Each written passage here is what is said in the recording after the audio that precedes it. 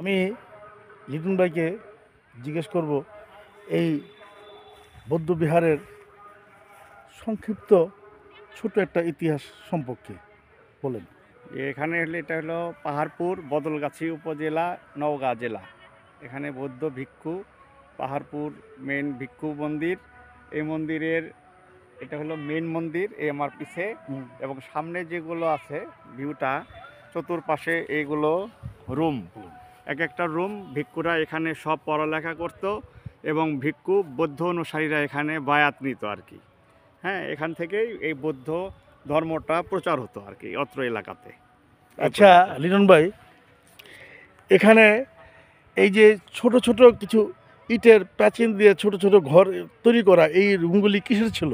এগুলো ছিল হলো ভিক্ষু ছাত্রছাত্রীদের ধর্ম প্রচারের জন্য ওনাদেরকে আনা হতো এবং এখানে তাদেরকে ধর্ম সম্বন্ধে জ্ঞান দেওয়া হতো এবং এরা এখান থেকে ভিক্ষু হয়ে এরা বিভিন্ন জায়গায় ছড়িয়ে পড়ে আশেপাশে ভিক্ষুদের বৌদ্ধ ধর্ম বিস্তৃতি লাভ করার এখান থেকে। তাহলে আমরা একটু ওই পিছনের দিক থেকে যাই। হ্যাঁ হ্যাঁ হ্যাঁ, আমরা মেন ইয়াতে যাই, ফটকে যাই। ওই দিকে যে কিছু দেখা যাচ্ছে, হ্যাঁ, এগুলি কিসের ছিল? এগুলো ভিক্ষুদের সব রুম। এখানে ভিক্ষুদের রুম, এখানে ছাত্রছাত্রীদের রুম। বৌদ্ধ ছাত্ররা এখানে থাকতো এবং এখান থেকে তাদেরকে প্রশিক্ষণ দিয়ে সারা বাংলাদেশে ছড়ায় দেওয়া হতো। আচ্ছা,